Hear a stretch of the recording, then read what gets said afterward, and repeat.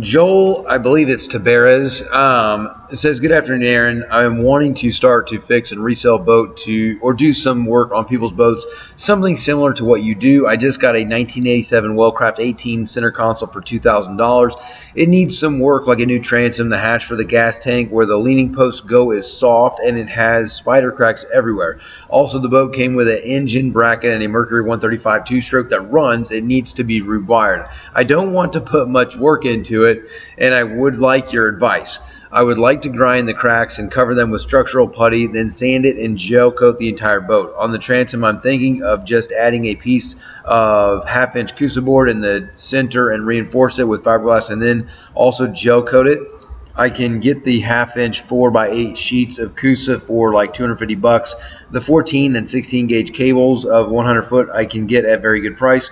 My main question is, should I just leave the transom as is and just do everything else and sell the boat? I was thinking of removing the engine bracket and adding a jack plate so there is no stress on the transom like there is now, and sell the bracket to get some money back. I will send you pictures. As you can see from the pictures, that has 2 arrows in the transom. The bracket is separated a bit from the top, and also if you look closely, there's like a tape on top of that bracket or the transom, like there's a big crack. I guess there was an inboard outboard setup and they added the bracket. Okay, so let's see what you got here. You got a 87 Wellcraft here. I don't think this was an inboard boat. I'll tell you kind of why in a little bit. But that right there does look, I think I've got most of these pictures on here already. So looking at this right here, this has been messed with previously at some point in time because somebody has painted this a different color. You can tell here's your original color, and then here's some bottom paint. I'm not sure exactly if they changed the bracket, made it a longer bracket, different bracket, what. But this is the original transom. I don't think it's an inboard boat. Also, if you look at this right here, all that deck piecing is original. So all that's original. Looks like you're gonna need to do some cushion work on the boat. Yeah, look, the deck right here, this is original. So there's not enough room for an inboard to be there. So that came with a bracket at some point in time. Looks like you do have a battery there, but that battery probably is no good. Console. I mean, I basically had this same exact boat.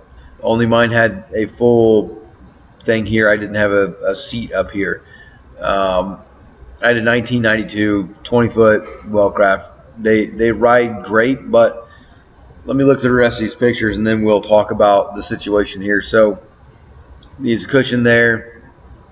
You don't have a windshield. Oh, and that bow rail looked pretty rough. Pockets in the back. No batteries. I'm not sure what this foam stuff is there. Dash.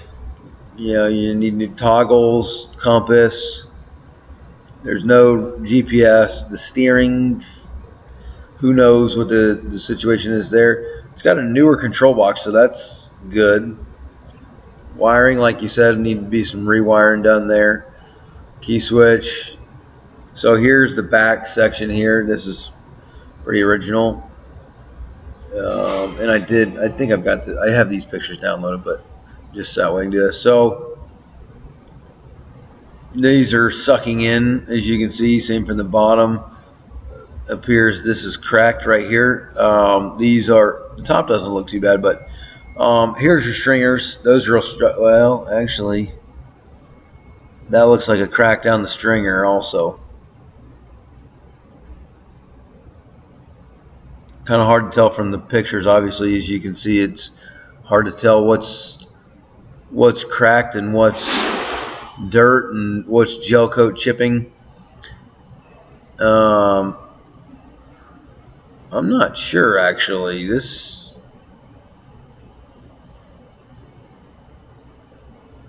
was a floor piece that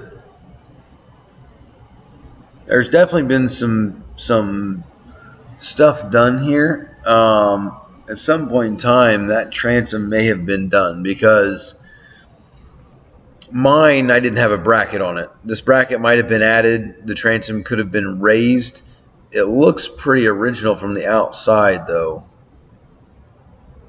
So I'm not sure what this cutout deal is here. Again, this is 87. It's very hard to tell what's happened over the years. But these knee braces, that's all your structural stuff there. Here's where you're talking about with the two points.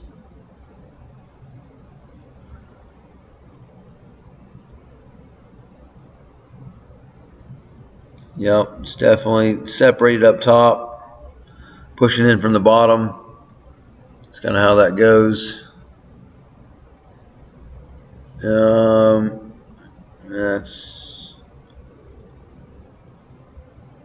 That's pretty much it for all of that. Not much else to see right there. You definitely need to redo that. So the way I look at these and the way I look at this is, let me make myself bigger. We'll go through this. Now, the way that I look at this and the way that I think about this is that the boat is going to be what the boat's going to be worth. So if you are taking a 1987 Wellcraft, in the end, the boats. So for my 1992, I did a transom on it and I put a 250 OX66 on it. I used it for a year and a half. I did some rewiring, batteries, stuff like that. I might have had. I think I got the boat for basically nothing, and the engine was like $2,000, 2,500, something like that. That's what I got the engine for, and then all the other stuff I put into it, I might have been in it to it for $4,000 with electronics and everything. I sold that boat for $5,000. I was in it for like $4,000. I sold it for $5,000. I used it for a year and a half. So you have to think about these boats as, what is this thing going to be worth in the end? We're talking about not wanting to do a ton of work on it and this, that, and the other. If you're going to go through all those spider cracks and re-gel coat that boat, that is a lot of work. The transom is probably the most important thing right now, because that has to get fixed. That's the functionality and usability of the boat. And without fixing the transom, the boat is not usable. So when you think about it, the boat would be 1987. So we're talking about a 39-year-old fuel tank in it. Everything else, I mean, it's a 40-year-old boat. So in the end, if you go and you do the transom, I think you're going to have to do the transom. I don't think that you can put Kusa on the inside of it, because your transoms, let's say your transom's this thick, it's like probably 3 inches or something like that, and the inside coring, all that coring in between these two pieces of fiberglass is all rotten. If you just add more stuff to the front of it, you're just adding more material here. You're not really strengthening the transom, because the engine's going to be creating torque. So you got your engine, the power head, your propeller down here. That propeller is moving forward. So when that propeller is kicking like this, that's pulling this like that. So it's constantly creating torque on there whenever you ram that throttle down. Now, on the front of it, doesn't matter if you put a jack plate or you leave the bracket. The bracket's got 2 feet of setback, whereas the jack plate might have 12. So with a jack plate, you won't be able to trim the engine all the way up out of the water because it's got a full transom. And the bracket, I think, would be fine to leave on there. It is going to be a little bit more torque with the bracket than it is the jack plate. But when you think about it, that torque of the engine is constantly pushing on the front, pulling on the bottom. So it's pushing like that. In your transom, if you added structural stuff to the front, the middle is still smushy and soft. So the torque on the outside is still going to hit that smushy, soft stuff. So whenever that torque hits, it's going to push the bottom down. It's going to pull on the top. The top won't pull out because you've added the structure here, and it can't pull out, but it can still push in on the bottom. So the bottom is still going to smush in, which is going to, it's going to get rid of the torque that's on your bolts, which is going to loosen your bolts up because you're smushing that stuff in. And it's also going to smush in the top too, because whenever you reverse it or whatever, and just the bouncing of it on it, it's going to smush the top as well. The rotten transom is going to get smushed in. It's just what's going to happen. So you're going to have to do the transom. You can't just put something on the outside because it's not going to really fix it. I mean, you could do that and then put longer bolts on there, but you know what I'm saying? Like, that's going to have to get addressed at some point in time, whether that's addressed, a year from now, 2 years from now, 3 years from now. Like, you can put a Band-Aid on there, but it's not going to fix the actual problem. The soft deck, though, that one will be easy. So that you just take that deck piece out, you flip it over, and you cut it out. So if this is your deck piece, let's say it's like this. So this is your deck piece right here, and that's a square basically, or a rectangle. You're going to want to go 3 inches in, 2 to 3 inches from the curves. Do not get into the curves. Any of that curves, don't cut the curves on any of that fiberglass stuff. You're just going to be adding work for yourself if you do that. Stay 2 to 3 inches from the edge, cut it all out, and peel the skin off, which is the piece of fiberglass that's on it. So cut around it 2 to 3 inches in a square, and then jack that off like put a sawzall with a scraper blade in it, and grind that way through that, so that way you can pull that skin off, and then have that off to the side. You can reuse it later. You're going to grind that down on the back, and then you're just going to chip out the coring that's in there, and then you can use marine plywood, you can use Kusa, whatever. You'll put mat in there. You'll put a piece of glass on it. Put some mat. Put your wood and all that in there, and then put a piece of mat. Put the old skin back on, and then now all you have to do is glass that one section where you cut it, and that's very easy to repair because it's on the bottom. You put the panel back in. Very, very easy. That one take you 2 days, 3 days to do it. The transom is going to take you probably 4 to 5 days, depending on your skill level, your tools, and where you're doing it. So those would be like the first 2 things that I would do, and then you can rewire it and do stuff like that. You put in some new electronics and whatnot, but I would focus on those. And the reason I would focus on those is because if you went through that boat, you did the transom, you did the soft deck, and then you sanded the entire thing, and then you re-gel coat the entire boat, and then rewired it. I mean, you could be in this thing 2 months worth of work. Not to mention, it's going to be a lot more money to buy the gel coat and all the putty and all the material and spend all the time doing it. So you're going to add a lot of more money into the boat. And in the end of the day, it's a 1987 Wellcraft with a 135 2-stroke Mercury on it. The boat might be worth, let's say it's worth $8 grand, 10 grand. Even if you did all that work to it, the most you might be able to get is probably like 10 grand. I mean, there is a cap to a boat, and when it comes to a boat, the year of the boat, the make of the boat, and what the engine is. Those are the 3 main things on the boat that you need to look at when you are looking at flipping a boat or doing a boat or putting money into the boat. And, in the end of the day, it's a 1987 20-foot Wellcraft with a 135 2-stroke outboard. So even if it is shiny and pretty with all the gel coat done, it's still only going to be worth 10 grand or whatever, because it's a 1987 20-foot Wellcraft with a 2-stroke outboard. So I wouldn't go, you spent 2 grand on the boat. You might be able to do the wiring and the transom and the soft deck for another 2 grand, and you'd be in this thing for 4 grand.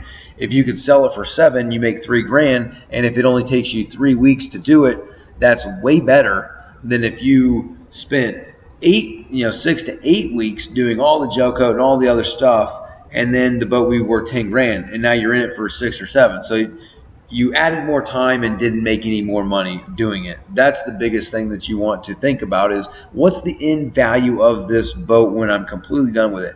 There's going to be 2 numbers. 1, what's it worth if it's completely restored?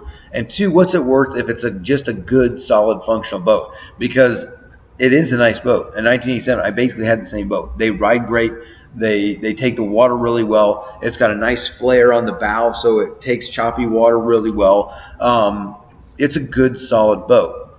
But it's like I said, I got 5 grand for mine, and it was in similar shape, but new transom, good, solid engine, and it had good electronics on it. So, I'm in it for 4 grand. I used it for a year and a half, and I got 5 grand out of the boat. So you don't want to go spend 2 months and all this work and it still be worth 8 to 10 grand, and you only make 3 grand when you could have done, 3 weeks worth of work and still made the 3 grand. That's what you want to think about with all that stuff. Now, there are different boats. Like if let's say you've got a 90s CV, like a 30-foot CV. and you go through and you do all this work to it. You put the outboards, the whole 9 yards. Let's say you're in it for 50, 60 grand in the boat.